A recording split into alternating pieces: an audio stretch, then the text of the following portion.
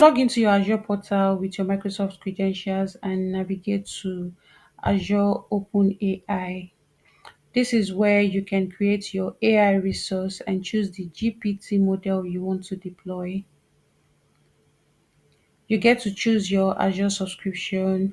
You can either select an existing resource group or you create a new one, but just give it a name that organizes related resources.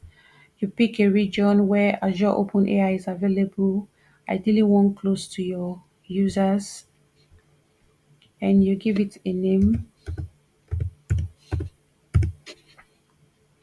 For the pricing tier, you keep it standard as the default option unless you have specific reason to change it. Next. Network is very important because you decide how the resource will be accessed. All networks allows public internet access and is great for quick testing.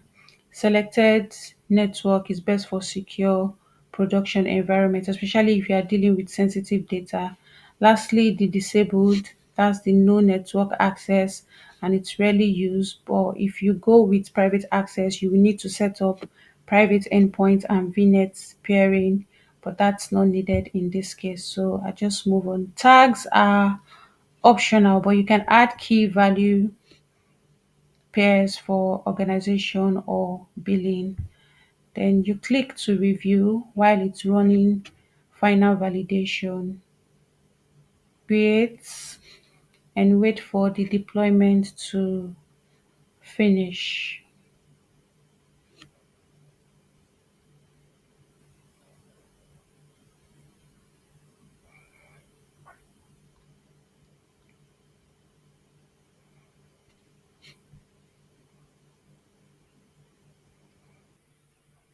Once your Azure OpenAI resource is ready, it's time to deploy a model which makes it available so applications can send requests and receive responses. So you go to the Azure AI Foundry portal where you manage your model deployments. From the left-hand panel, you select deployments. Then you choose the option that fits your use case.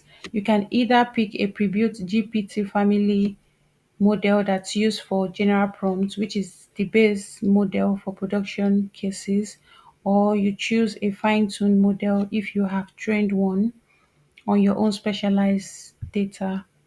For this demo, I will use the base model.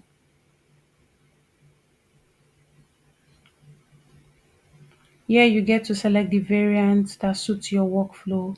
We have the mini turbo that's best for chat completions and common workflows. So you select anyone here and confirm,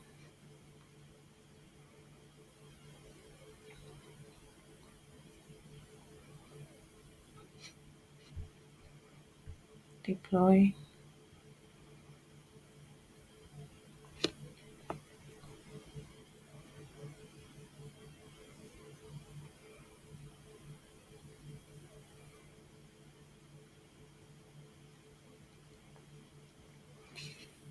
Finally, you have your endpoint URL.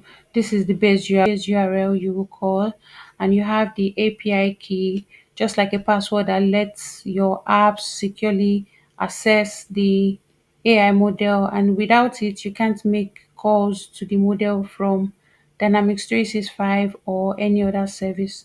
So this token is very important because it authenticates your request whenever you send data to your AI model, and the token just proves you have permission to use the model and help track usage for billing and security purpose.